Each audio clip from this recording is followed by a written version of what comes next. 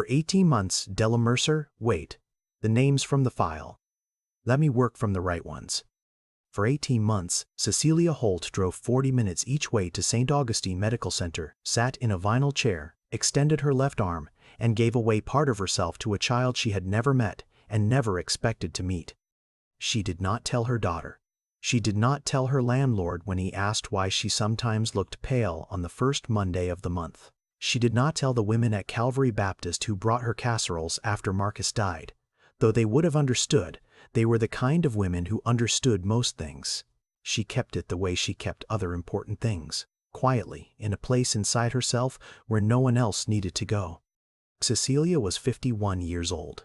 She had spent 23 of those years as a registered nurse at Mercy General.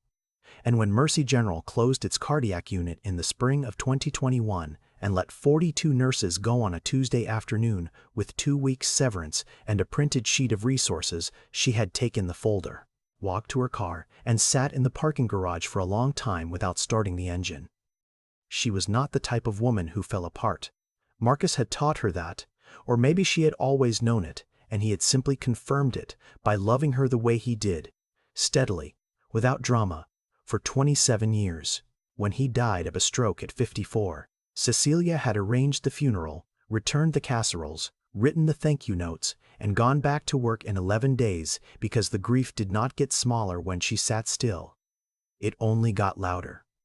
After Mercy General, she found contract nursing work, night shifts mostly, at clinics and rehabilitation centers that needed bodies more than they needed continuity. The pay was inconsistent.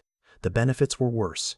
She had a mortgage on the house in Decatur, a 2009 Honda Accord with a transmission she did not trust above 70 miles an hour, and a daughter named Priya, who was finishing her second year of a teaching credential program in Sacramento and did not need to know how close the margins had gotten. The bone marrow registry had found her 3 years earlier. She had signed up on a whim at a health fair outside a Kroger, swabbed her cheek, and gone home having given it no more thought than she gave to signing petitions outside the library. Then a letter came, then a phone call, then a woman named Sandra from the National Marrow Donor Program explained, in careful and patient language, that Cecilia was a near-perfect match for a pediatric patient. A little girl, age 5, with an aggressive form of leukemia that had not responded to conventional treatment.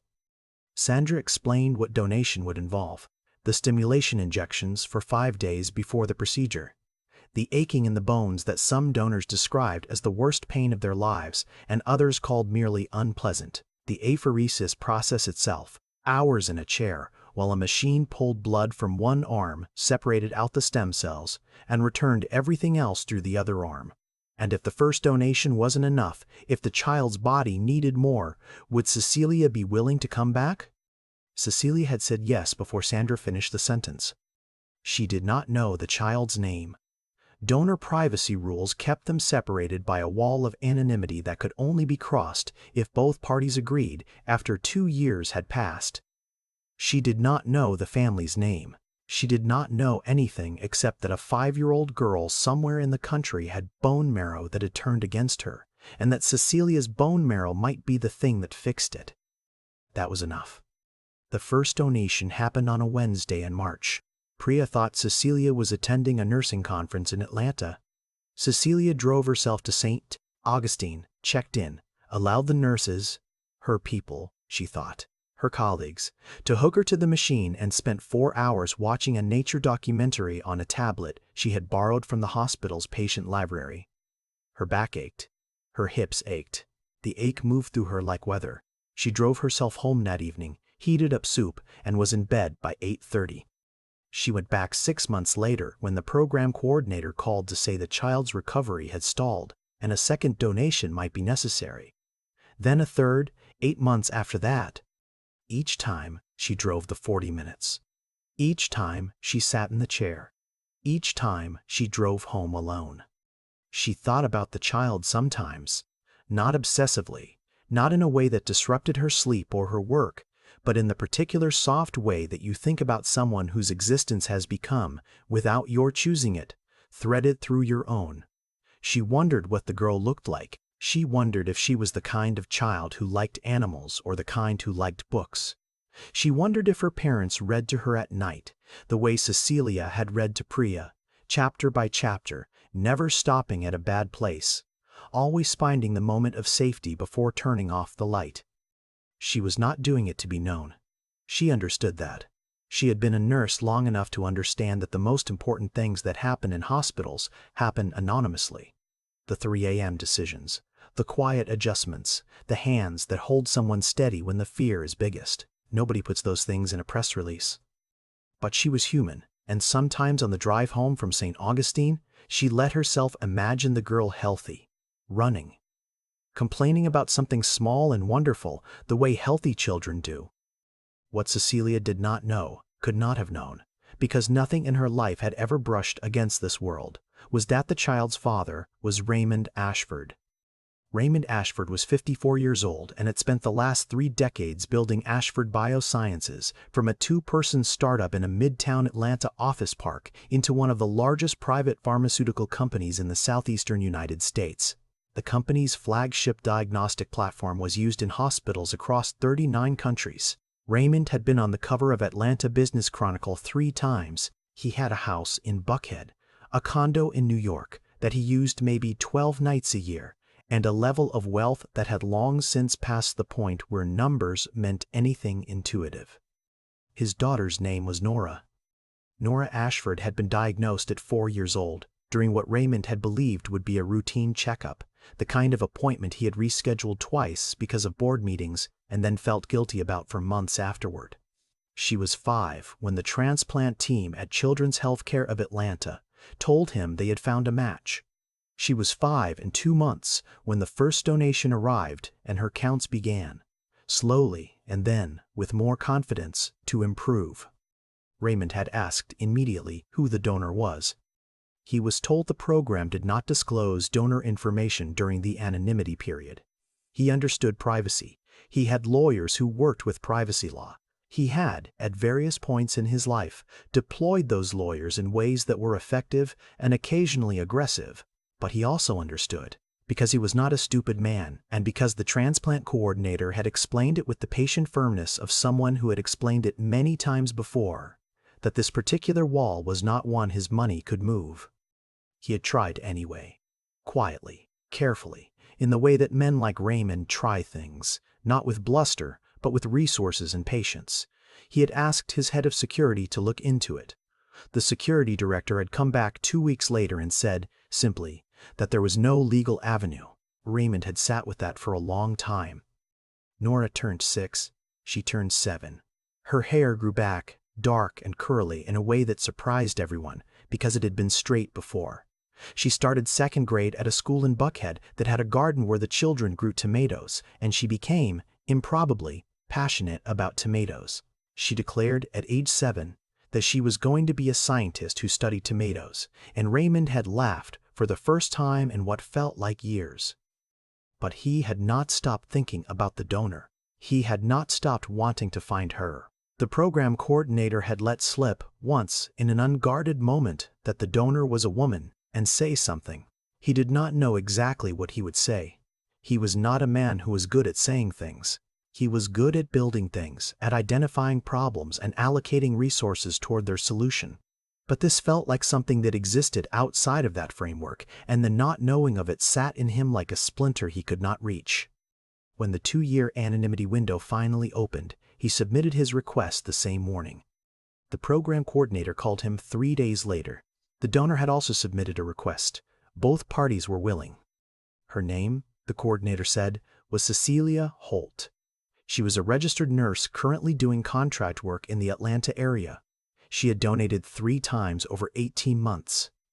Raymond wrote the name down on a notepad, the way he used to write down names in his early career when he wanted to remember a person. Cecilia Holt. He sat at his desk in the Ashford Biosciences building on Peachtree Road and looked at the name for a long time. They arranged to meet at a coffee shop in Decatur, neutral ground, Cecilia's suggestion, and Raymond had agreed immediately because it seemed like the right thing to do to let her choose the place. He arrived 8 minutes early and sat at a corner table and found himself doing something he almost never did in professional settings, which was feeling nervous. Cecilia arrived exactly on time. She was not what he had expected, though he could not have said what he had expected. She was a tall woman with close-cropped gray hair and the particular kind of stillness that comes from years of working in rooms where stillness matters. She wore scrubs, she had come from a shift, and she carried a canvas bag with a library logo on it, and she spotted him across the coffee shop and walked toward him with the direct, unhurried pace of someone who had made a decision and was committed to it. "Mr. Ashford," she said. "Raymond," he said, "please." She sat down. A server came and they both ordered coffee, and neither of them said anything for a moment. "I've been trying to find you for 2 years," Raymond said. "I know," Cecilia said. "They told me you'd requested contact. I wanted to—" He stopped. He had rehearsed this several times in the car and once in the shower that morning, like a person preparing for a difficult conversation that he could not afford to handle badly. "I wanted to thank you, in person, because a letter didn't seem like enough, and there wasn't anything else available to me." Cecilia wrapped both hands around her coffee cup. "How is she?" Something moved across Raymond's face. "She's extraordinary," he said. "She's obsessed with tomatoes." Cecilia smiled, a real one, slow and genuine. "That's very specific." "Her teacher told me last month that Nora corrected her on the difference between an heirloom tomato and a beefsteak. Her teacher is 34 years old and has a master's degree." Cecilia laughed, and something in the room shifted. They talked for 2 hours. She told him about Marcus, about Mercy General, about the health fair outside the Kroger. She told him that she had not told her daughter, and that Priya had found out eventually when the program coordinator had sent a letter that Priya intercepted during a visit, and that her daughter had cried for 20 minutes and then said, very seriously, "Mama, you could have told me," which was both true and not the point. Raymond told her about the morning of Nora's diagnosis, the particular quality of the light in the doctor's office, the way time had stopped in a way he had not experienced since his own father's funeral. He told her about the months of treatment, the watching and waiting, the way the numbers on the blood counts had become the most important numbers in his life when he had spent his entire adult life caring about entirely different numbers. He told her that he had stood in the hospital corridor after the first transfusion and felt, for the first time in as long as he could remember, completely helpless. He had money and lawyers and connections, and not one of them could reach into his daughter's body and fix what was wrong. "Someone else did," Cecilia said. "You did," Raymond said. She looked at him carefully.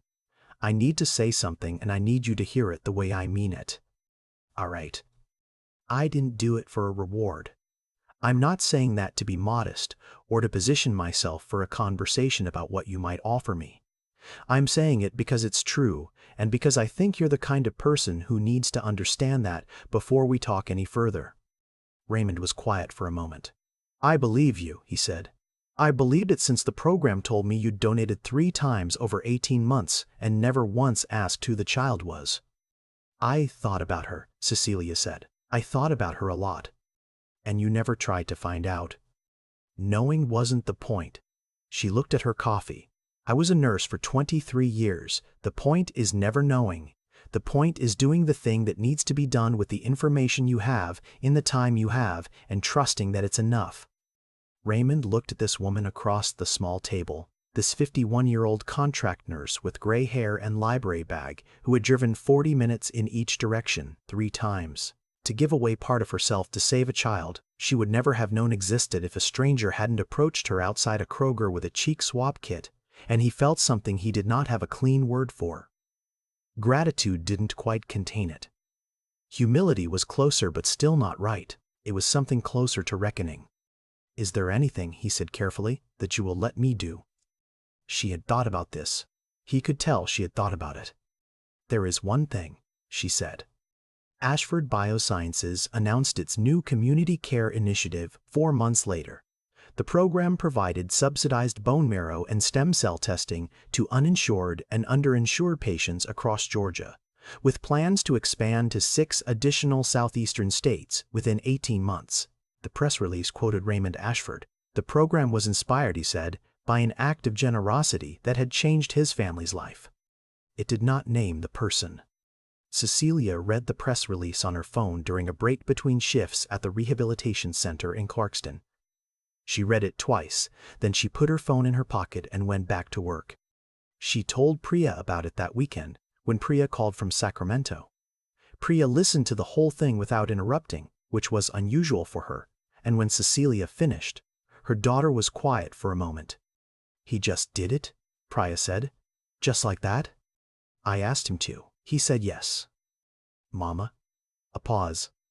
"Do you know how many people that's going to help?" "That was the idea."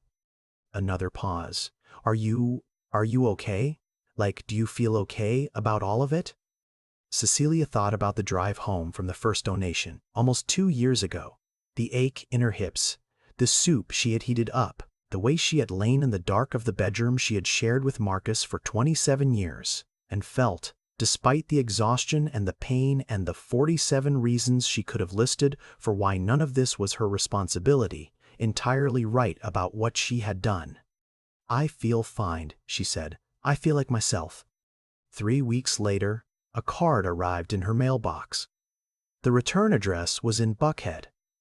On the front was a child's drawing, a red circle on a green stem, recognizable only in the generous way that you recognize a child's art when you know what it's supposed to be. A tomato. Inside, in handwriting that was clearly a child's, but very careful and deliberate, as though the writer had practiced. "Thank you for helping me get better.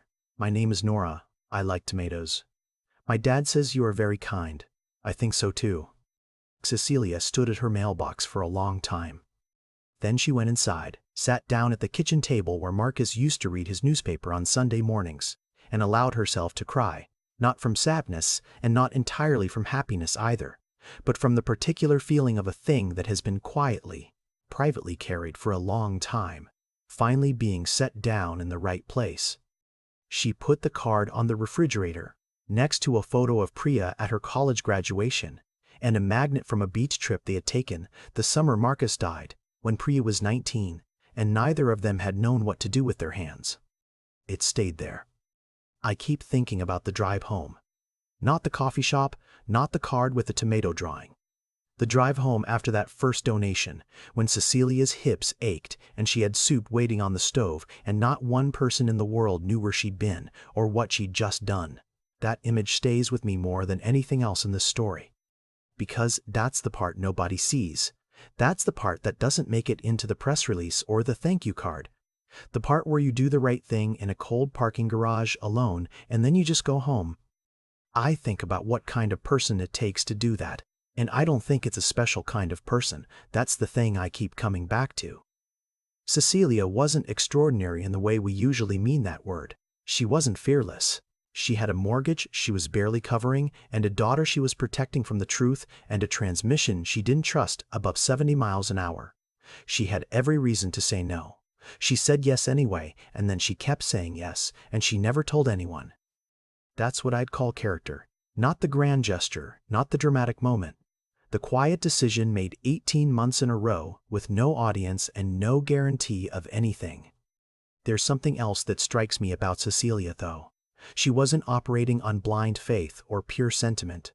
She was a nurse for 23 years. She understood exactly what she was giving and what it cost her body. She understood the medicine, the risk, the recovery time. She made an informed choice, and she made it with clear eyes. That kind of wisdom, knowing what something costs and choosing it anyway, is different from naivety. It's different from not understanding the stakes. It's the hardest kind of generosity there is, because it can't be explained away as ignorance. And then there's Raymond. I don't think Raymond is a villain in this story, even though it would be easy to read him that way. The billionaire who throws resources at a problem he can't solve. What I find more interesting is what happens to him when the resources stop working, when the lawyers come back empty-handed, when the money can't move the wall. That moment of helplessness is where something real opens up in him. And by the time he sits across from Cecilia in that coffee shop, he's a different man than the one who made 3 times the calls he needed to make in the first months after Nora's diagnosis. He sat with not knowing for 2 years. That changes a person, if they let it. What Cecilia asked of him, Use your influence to help people who don't have it was not a small thing dressed up as a humble request. It was a precise and intelligent understanding of what he actually had to offer that she didn't. She didn't need his money. She needed him to do the thing only he could do. That's not modesty. That's clarity. I think the through line of this whole story is that the things worth doing rarely announce themselves as such. Nobody handed Cecilia a sign that said, "This child, this decision, this sacrifice will matter." She just looked at what was in front of her and did what she knew how to do, and she kept doing it. And eventually, because of her persistence and her skill and her decency, a little girl grew up obsessed with tomatoes and correcting her teacher and being, by all accounts, extraordinary. That's not a miracle. That's cause and effect. That's what happens when someone refuses to let the distance between themselves and a stranger's suffering become an excuse to do nothing. I don't know that I could do what Cecilia did.